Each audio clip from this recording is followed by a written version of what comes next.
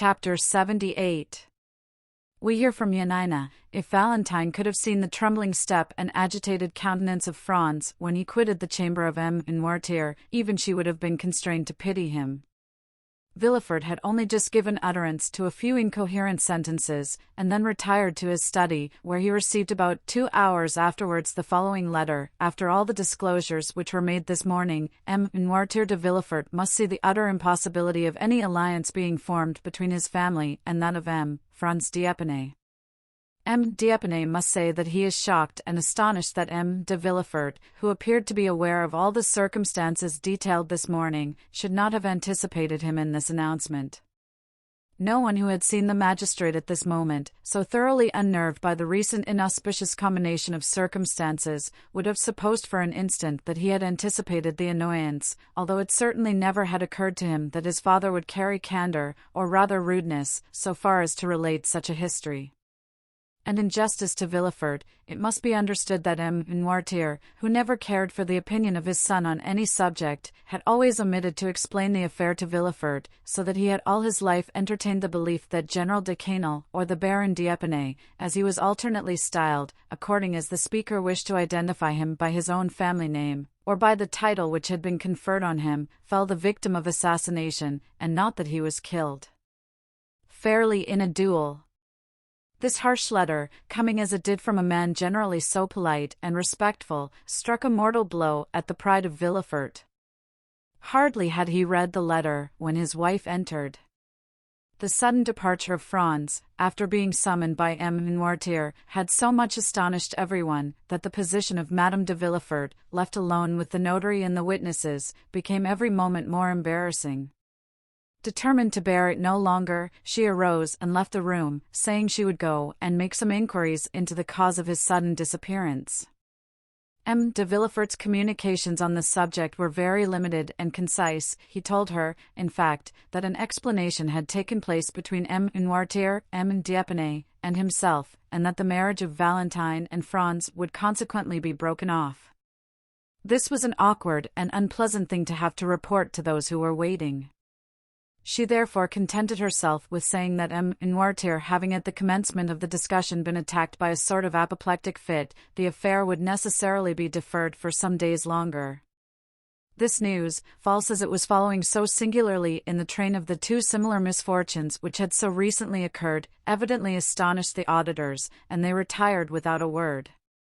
During this time Valentine, at once terrified and happy, after having embraced and thanked the feeble old man for thus breaking with a single blow the chain which she had been accustomed to consider as irrefragable, asked leave to retire to her own room, in order to recover her composure.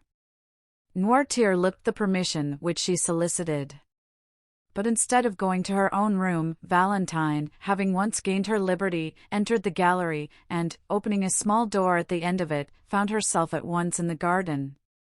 In the midst of all the strange events which had crowded one on the other, an indefinable sentiment of dread had taken possession of Valentine's mind.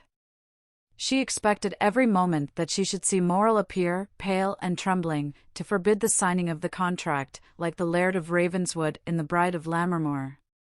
It was high time for her to make her appearance at the gate, for Maximilian had long awaited her coming. He had half guessed what was going on when he saw Franz quit the cemetery with M. de Villefort. He followed M. d'Épinay, saw him enter, afterwards go out, and then re-enter with Albert and Châteaurenaud. He had no longer any doubts as to the nature of the conference. He therefore quickly went to the gate in the clover patch, prepared to hear the result of the proceedings, and very certain that Valentine would hasten to him the first moment she should be set at liberty. He was not mistaken. Peering through the crevices of the wooden partition, he soon discovered the young girl, who cast aside all her usual precautions and walked at once to the barrier. The first glance which Maximilian directed towards her entirely reassured him, and the first words she spoke made his heart bound with delight. "We are saved," said Valentine. "Saved," repeated Morrel, not being able to conceive such intense happiness. "By whom?" "By my grandfather." "Oh, Morrel, pray love him for all his goodness to us." Morel swore to love him with all his soul, and at that moment he could safely promise to do so, for he felt as though it were not enough to love him merely as a friend or even as a father, he worshipped him as a god. But tell me, Valentine, how has it all been effected? What strange means has he used to compass this blessed end? Valentine was on the point of relating all that had passed, but she suddenly remembered that in doing so she must reveal a terrible secret which concerned others as well as her grandfather, and she said, "At some future time I will tell you all about it." "But when will that be?" "When I am your wife." The conversation had now turned upon a topic so pleasing to Morel, that he was ready to accede to anything that Valentine thought fit to propose, and he likewise felt that a piece of intelligence such as he just heard ought to be more than sufficient to content him for one day. However, he would not leave without the promise of seeing Valentine again the next night. Valentine promised all that Morel required of her, and certainly it was less difficult now for her to believe that she should marry Maximilian than it was an hour ago to assure herself that she should not marry Franz. During the time occupied by the interview we have just detailed, Madame de Villefort had gone to visit M. Noirtier. The old man looked at her with that stern and forbidding expression with which he was accustomed to receive her. "Sir," said she, "it is superfluous for me to tell you that Valentine's marriage is broken off, since it was here that the affair was concluded." Noirtier's countenance remained immovable. "But one thing I can tell you, of which I do not think you are aware, that is, that I have always been opposed to this marriage, and that the contract was entered into entirely without my consent or approbation." Noirtier regarded his daughter-in-law with the look of a man desiring an explanation. "Now that this marriage, which I know you so much disliked, is done away with, I come to you on an errand which neither M. de Villefort nor Valentine could consistently undertake." Noirtier's eyes demanded the nature of her mission. "I come to entreat you, sir," continued Madame de Villefort, "as the only one who has the right of doing so, inasmuch as I am the only one who will receive no personal benefit from the transaction, I come to entreat you to restore, not your love, for that she has always possessed, but to restore your fortune to your granddaughter." There was a doubtful expression in Noirtier's eyes. He was evidently trying to discover the motive of this proceeding, and he could not succeed in doing so. "May I hope, sir," said Madame de Villefort, "that your intentions accord with my request?"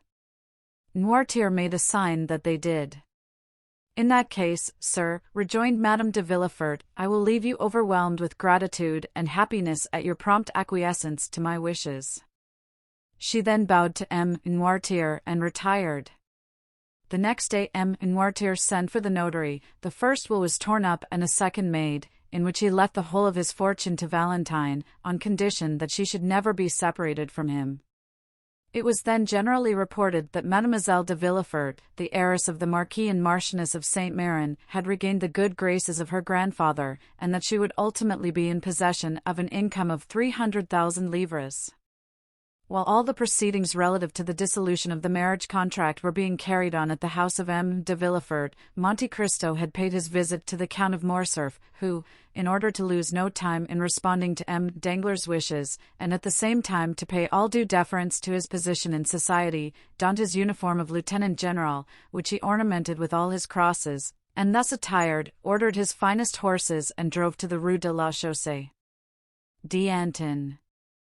Danglars was balancing his monthly accounts, and it was perhaps not the most favorable moment for finding him in his best humor. At the first sight of his old friend, Danglars assumed his majestic air, and settled himself in his easy chair. Morcerf, usually so stiff and formal, accosted the banker in an affable and smiling manner, and, feeling sure that the overture he was about to make would be well received, he did not consider it necessary to adopt any maneuvers in order to gain his end, but went at once straight to the point. "Well, Baron," said he, "here I am at last. Some time has elapsed since our plans were formed, and they are not yet executed."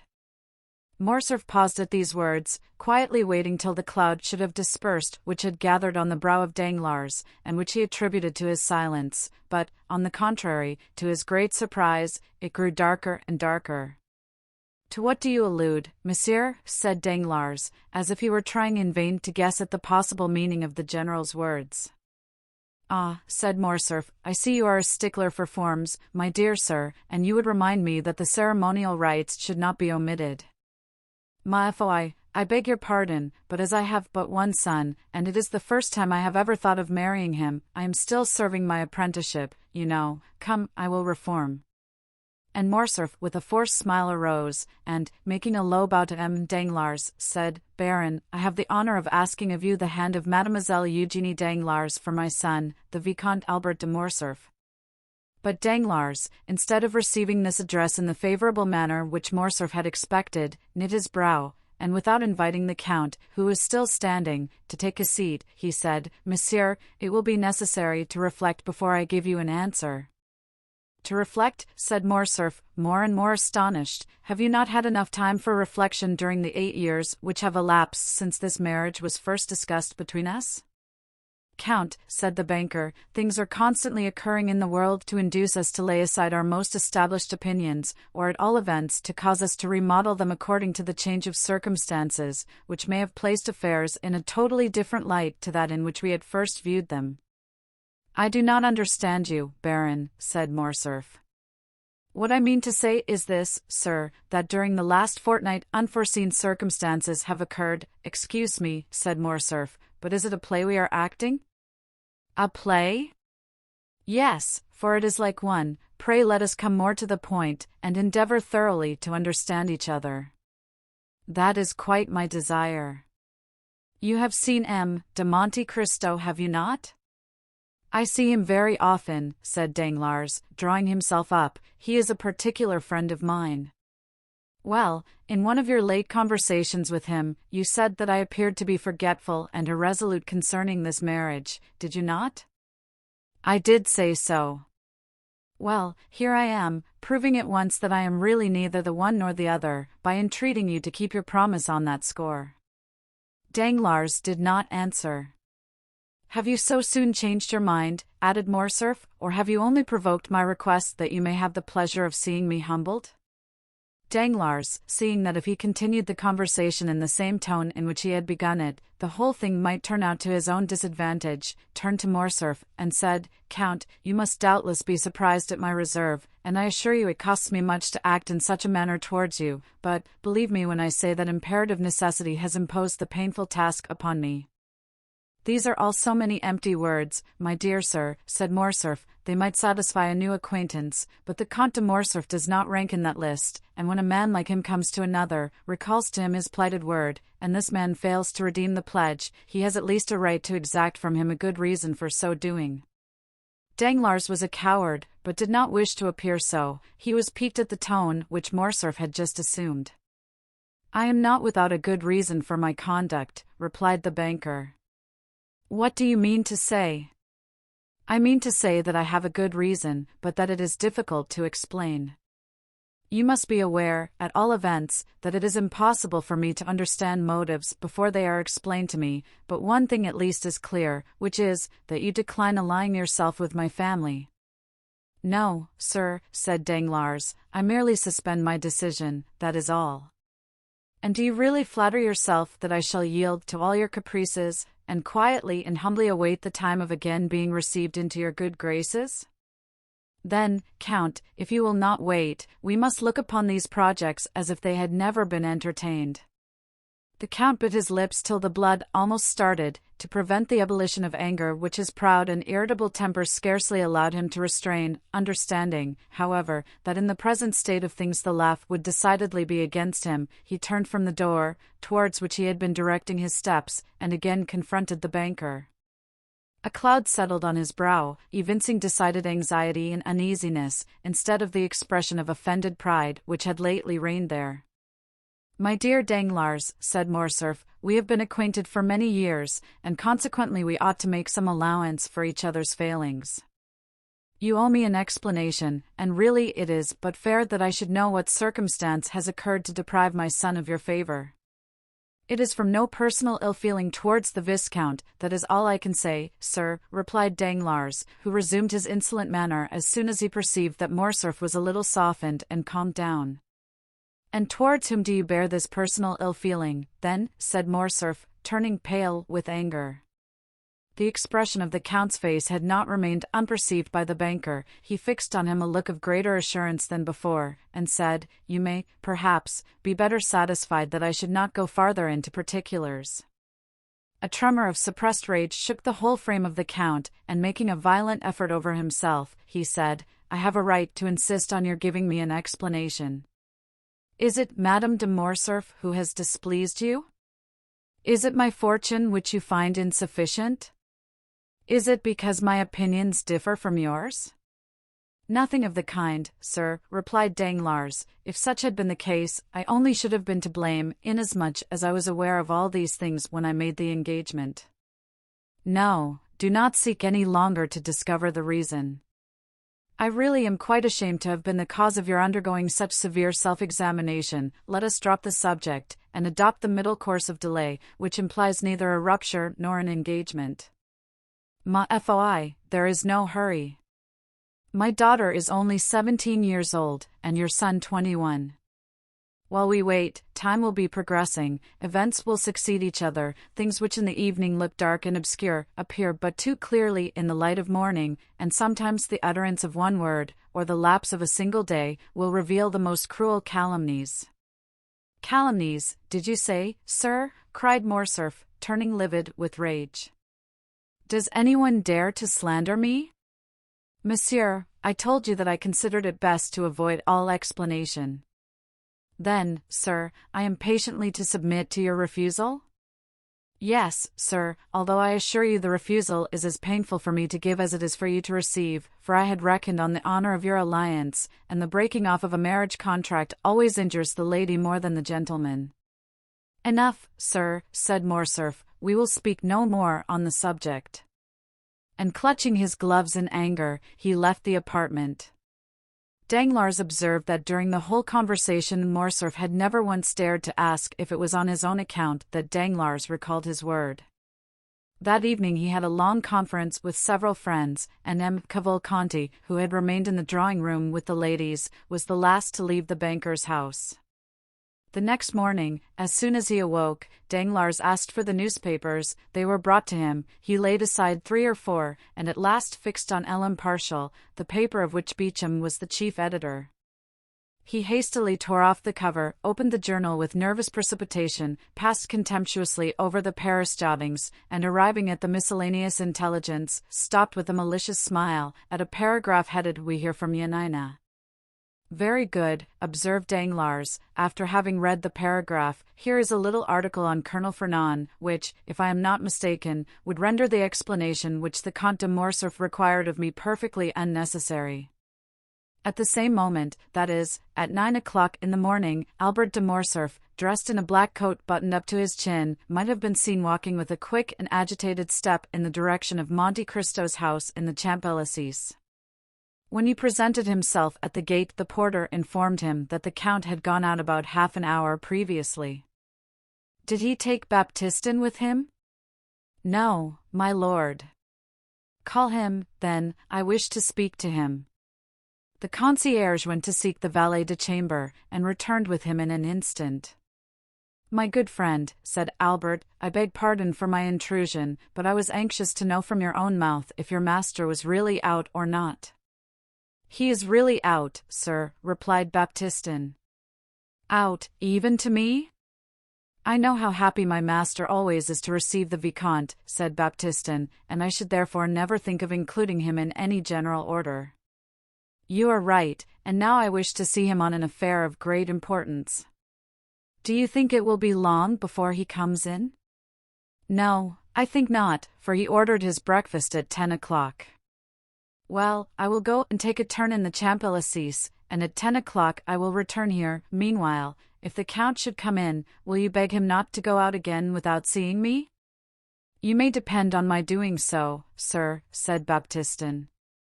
Albert left the cab in which he had come at the Count's door, intending to take a turn on foot. As he was passing the Allée des Veuves, he thought he saw the Count's horses standing at Gosset's shooting gallery. He approached, and soon recognized the coachman. "Is the Count shooting in the gallery?" said Morcerf. "Yes, sir," replied the coachman. While he was speaking, Albert had heard the report of 2 or 3 pistol shots. He entered, and on his way met the waiter. "Excuse me, my lord," said the lad, "but will you have the kindness to wait a moment?" "What for, Philip?" asked Albert, who, being a constant visitor there, did not understand this opposition to his entrance. "Because the person who is now in the gallery prefers being alone, and never practices in the presence of anyone." "Not even before you, Philip?" "Then who loads his pistol?" "His servant." "A Nubian?" "A Negro." "It is he, then." "Do you know this gentleman?" "Yes, and I am come to look for him. He is a friend of mine." "Oh, that is quite another thing, then. I will go immediately and inform him of your arrival." And Philip, urged by his own curiosity, entered the gallery. A second afterwards, Monte Cristo appeared on the threshold. "I ask your pardon, my dear Count," said Albert, "for following you here, and I must first tell you that it was not the fault of your servants that I did so. I alone am to blame for the indiscretion. I went to your house, and they told me you were out, but that they expected you home at 10 o'clock to breakfast. I was walking about in order to pass away the time till 10 o'clock, when I caught sight of your carriage and horses. What you have just said induces me to hope that you intend breakfasting with me." "No, thank you. I am thinking of other things besides breakfast just now. Perhaps we may take that meal at a later hour and in worse company." "What on earth are you talking of?" "I am to fight today." "For what?" "For the sake of fighting." "Yes, I understand that, but what is the quarrel?" "People fight for all sorts of reasons, you know." "I fight in the cause of honor." "Ah, that is something serious." "So serious, that I come to beg you to render me a service." "What is it?" "To be my second." "That is a serious matter, and we will not discuss it here. Let us speak of nothing till we get home. Ollie, bring me some water." The Count turned up his sleeves, and passed into the little vestibule where the gentlemen were accustomed to wash their hands after shooting. "Come in, my lord," said Philip in a low tone, "and I will show you something droll." Morcerf entered, and in place of the usual target, he saw some playing cards fixed against the wall. At a distance Albert thought it was a complete suit, for he counted from the ace to the 10. "Ah, ha," said Albert, "I see you are preparing for a game of cards." "No," said the Count, "I was making a suit." "How?" said Albert. "Those are really aces and twos which you see, but my shots have turned them into 3s, 5s, 7s, 8s, 9s, and 10s. Albert approached. In fact, the bullets had actually pierced the cards in the exact places which the painted signs would otherwise have occupied, the lines and distances being as regularly kept as if they had been ruled with pencil. In going up to the target, Morcerf picked up 2 or 3 swallows that had been rash enough to come within the range of the Count's pistol. "Diable," said Morcerf. "What would you have, my dear Viscount?" said Monte Cristo, wiping his hands on the towel which Ollie had brought him. "I must occupy my leisure moments in some way or other. But come, I am waiting for you." Both men entered Monte Cristo's carriage, which in the course of a few minutes deposited them safely at number 30. Monte Cristo took Albert into his study, and pointing to a seat, placed another for himself. "Now let us talk the matter over quietly," said the Count. "You see I am perfectly composed," said Albert. "With whom are you going to fight?" "With Beauchamp." "One of your friends?" "Of course, it is always with friends that one fights." "I suppose you have some cause of quarrel?" "I have." "What has he done to you?" "There appeared in his journal last night, but wait, and read for yourself." And Albert handed over the paper to the Count, who read as follows: "A correspondent at Yanina informs us of a fact of which until now we had remained in ignorance. The castle which formed the protection of the town was given up to the Turks by a French officer named Fernand, in whom the Grand Vizier, Ali Tepelini, had reposed the greatest confidence." "Well," said Monte Cristo, "what do you see in that to annoy you?" "What do I see in it?" Yes, what does it signify to you if the castle of Yanina was given up by a French officer? It signifies to my father, the Count of Morcerf, whose Christian name is Fernand. Did your father serve under Ali Pasha? Yes, that is to say, he fought for the independence of the Greeks, and hence arises the calumny. Oh, my dear Viscount, do talk reason. I do not desire to do otherwise. Now, just tell me who the devil should know in France that the officer Fernand and the Count of Morcerf are one and the same person? And who cares now about Yanina, which was taken as long ago as the year 1822 or 1823? That just shows the meanness of this slander. They have allowed all this time to elapse, and then all of a sudden rake up events which have been forgotten to furnish materials for scandal, in order to tarnish the luster of our high position. I inherit my father's name, and I do not choose that the shadow of disgrace should darken it. I am going to Beecham, in whose journal this paragraph appears, and I shall insist on his retracting the assertion before 2 witnesses. Beecham will never retract. Then we must fight. No, you will not, for he will tell you, what is very true, that perhaps there were 50 officers in the Greek army bearing the same name. We will fight, nevertheless. I will efface that blot on my father's character. My father, who was such a brave soldier, whose career was so brilliant, oh, well, he will add, we are warranted in believing that this Fernand is not the illustrious Count of Morcerf, who also bears the same Christian name. I am determined not to be content with anything short of an entire retractation. And you intend to make him do it in the presence of 2 witnesses, do you? Yes. You do wrong. Which means, I suppose, that you refuse the service which I asked of you. You know my theory regarding duels. I told you my opinion on that subject, if you remember, when we were at Rome. Nevertheless, my dear Count, I found you this morning engaged in an occupation but little consistent with the notions you profess to entertain. Because, my dear fellow, you understand one must never be eccentric. If one's lot is cast among fools, it is necessary to study folly. I shall perhaps find myself one day called out by some harebrained scamp, who has no more real cause of quarrel with me than you have with Beecham. He may take me to task for some foolish trifle or other, he will bring his witnesses, or will insult me in some public place, and I am expected to kill him for all that. You admit that you would fight, then? Well, if so, why do you object to my doing so?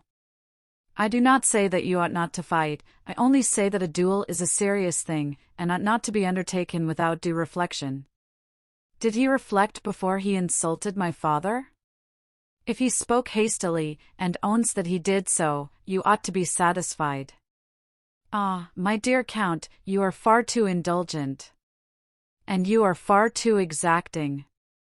Supposing, for instance, and do not be angry at what I am going to say, well, supposing the assertion to be really true?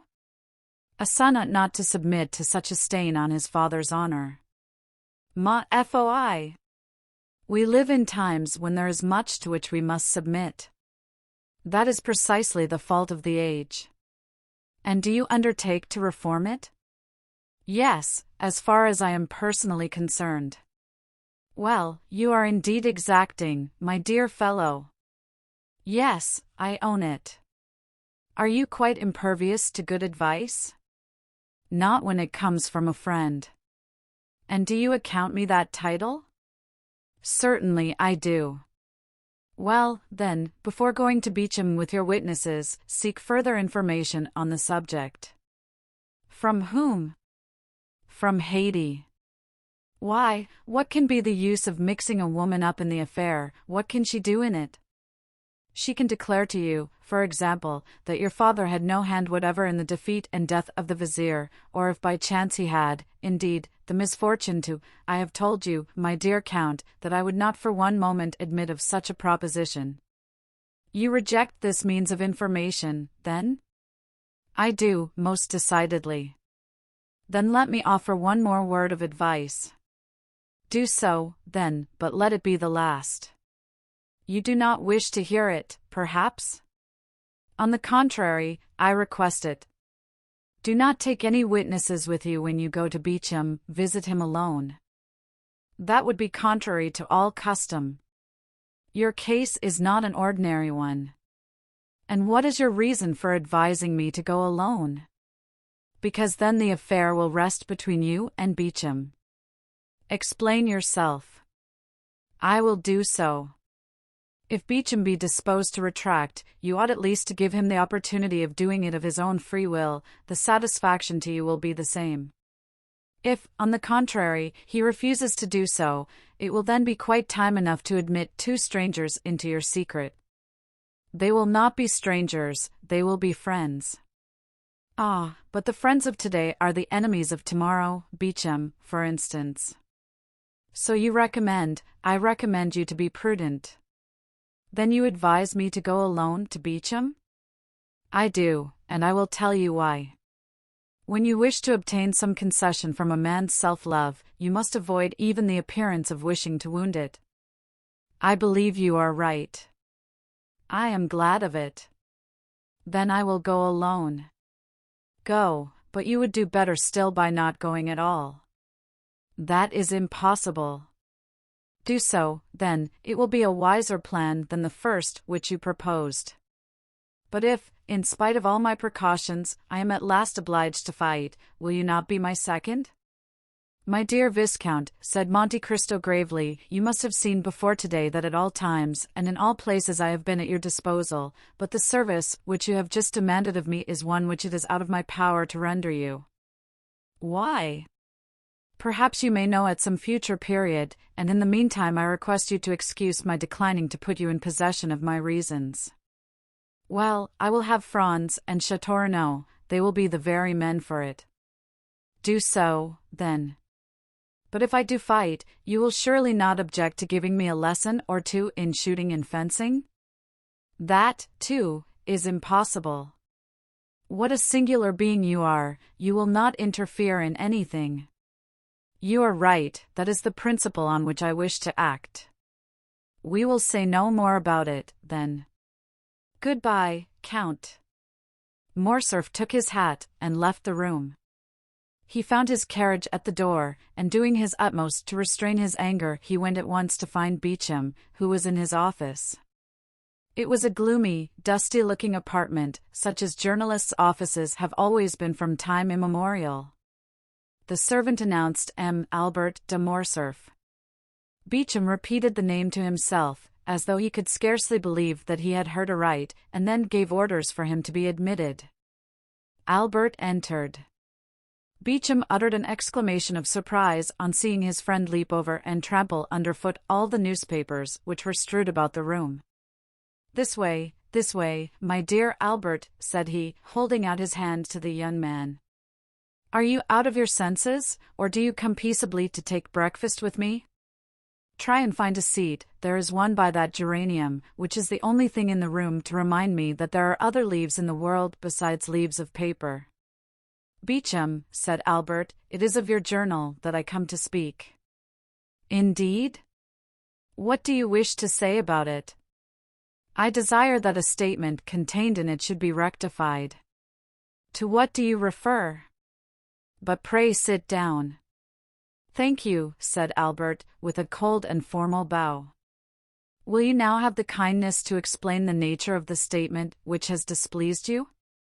An announcement has been made which implicates the honor of a member of my family." "What is it?" said Beecham, much surprised. "Surely you must be mistaken." "The story sent you from Yanina." "Yanina?" "Yes, really you appear to be totally ignorant of the cause which brings me here." "Such is really the case, I assure you, upon my honor." "Baptiste, give me yesterday's paper," cried Beecham. "Here, I have brought mine with me," replied Albert. Beecham took the paper, and read the article to which Albert pointed in an undertone. "You see it is a serious annoyance," said Morcerf, when Beecham had finished the perusal of the paragraph. "Is the officer referred to a relation of yours, then?" demanded the journalist. "Yes," said Albert, blushing. "Well, what do you wish me to do for you?" said Beecham mildly. My dear Beauchamp, I wish you to contradict this statement. Beauchamp looked at Albert with a benevolent expression. Come, said he, this matter will want a good deal of talking over. A retractation is always a serious thing, you know. Sit down, and I will read it again. Albert resumed his seat, and Beauchamp read, with more attention than at first, the lines denounced by his friend. Well, said Albert in a determined tone, you see that your paper has insulted a member of my family, and I insist on a retractation being made. You insist? Yes, I insist. Permit me to remind you that you are not in the chamber, my dear Viscount. Nor do I wish to be there, replied the young man, rising. I repeat that I am determined to have the announcement of yesterday contradicted. You have known me long enough, continued Albert, biting his lips convulsively, for he saw that Beauchamp's anger was beginning to rise. You have been my friend, and therefore sufficiently intimate with me to be aware that I am likely to maintain my resolution on this point. If I have been your friend, Morcerf, your present manner of speaking would almost lead me to forget that I ever bore that title. But wait a moment, do not let us get angry, or at least not yet. You are irritated and vexed. Tell me how this Fernand is related to you? He is merely my father, said Albert M. Fernand Mondego, Count of Morcerf, an old soldier who has fought in 20 battles and whose honorable scars they would denounce as badges of disgrace. Is it your father? Said Beauchamp. That is quite another thing. Then I can well understand your indignation, my dear Albert. I will look at it again, and he read the paragraph for the third time, laying a stress on each word as he proceeded. But the paper nowhere identifies this Fernand with your father. No, but the connection will be seen by others, and therefore I will have the article contradicted. At the words I will, Beauchamp steadily raised his eyes to Albert's countenance, and then, as gradually lowering them, he remained thoughtful for a few moments. You will retract this assertion, will you not, Beauchamp? Said Albert, with increased though stifled anger. Yes, replied Beauchamp. Immediately, said Albert. When I am convinced that the statement is false. What? The thing is worth looking into, and I will take pains to investigate the matter thoroughly. But what is there to investigate, sir? Said Albert, enraged beyond measure at Beauchamp's last remark. If you do not believe that it is my father, say so immediately, and if, on the contrary, you believe it to be him, state your reasons for doing so. Beauchamp looked at Albert with the smile which was so peculiar to him, and which in its numerous modifications served to express every varied emotion of his mind. Sir, replied he, if you came to me with the idea of demanding satisfaction, you should have gone at once to the point, and not have entertained me with the idle conversation to which I have been patiently listening for the last half-hour. Am I to put this construction on your visit? Yes, if you will not consent to retract that infamous calumny. Wait a moment, no threats, if you please, M. Fernand Mondego, Vicomte de Morcerf. I never allow them from my enemies, and therefore shall not put up with them from my friends. You insist on my contradicting the article relating to General Fernand, an article with which, I assure you on my word of honor, I had nothing whatever to do? Yes, I insist on it, said Albert, whose mind was beginning to get bewildered with the excitement of his feelings. And if I refuse to retract, you wish to fight, do you? Said Beauchamp in a calm tone. Yes, replied Albert, raising his voice. Well, said Beauchamp, here is my answer, my dear sir. The article was not inserted by me, I was not even aware of it, but you have, by the step you have taken, called my attention to the paragraph in question, and it will remain until it shall be either contradicted or confirmed by someone who has a right to do so. Sir, said Albert, rising, I will do myself the honor of sending my seconds to you, and you will be kind enough to arrange with them the place of meeting and the weapons. Certainly, my dear sir. And this evening, if you please, or tomorrow at the latest, we will meet. No, I will be on the ground at the proper time, but in my opinion, and I have a right to dictate the preliminaries, as it is I who have received the provocation, in my opinion the time ought not to be yet. I know you to be well skilled in the management of the sword, while I am only moderately so. I know, too, that you are a good marksman, though we are about equal. I know that a duel between us two would be a serious affair, because you are brave, and I am brave also. I do not therefore wish either to kill you, or to be killed myself, without a cause. Now, I am going to put a question to you, and one very much to the purpose too. Do you insist on this retractation so far as to kill me if I do not make it, although I have repeated more than once, and affirmed on my honor, that I was ignorant of the thing with which you charge me, and although I still declare that it is impossible for anyone but you to recognize the Count of Morcerf under the name of Fernand? I maintain my original resolution. Very well, my dear sir, then I consent to cut throats with you. But I require 3 weeks' preparation. At the end of that time I shall come and say to you, the assertion is false, and I retract it, or the assertion is true, when I shall immediately draw the sword from its sheath, or the pistols from the case, whichever you please. 3 weeks, cried Albert, they will pass as slowly as 3 centuries when I am all the time suffering dishonor. Had you continued to remain on amicable terms with me, I should have said, Patience, my friend, but you have constituted yourself my enemy, therefore I say, what does that signify to me, sir? Well, let it be 3 weeks then, said Morcerf, but remember, at the expiration of that time no delay or subterfuge will justify you in. Albert de Morcerf, said Beauchamp, rising in his turn, I cannot throw you out of window for 3 weeks, that is to say, for 24 days to come, nor have you any right to split my skull open till that time has elapsed. Today is the 29th of August, the 21st of September will, therefore, be the conclusion of the term agreed on, until that time arrives, and it is the advice of a gentleman which I am about to give you. Till then we will refrain from growling and barking like 2 dogs chained within sight of each other. When he had concluded his speech, Beauchamp bowed coldly to Albert, turned his back upon him, and went to the press-room. Albert vented his anger on a pile of newspapers, which he sent flying all over the office, by switching them violently with his stick, after which ebullition he departed, not, however, without walking several times to the door of the press-room, as if he had half a mind to enter.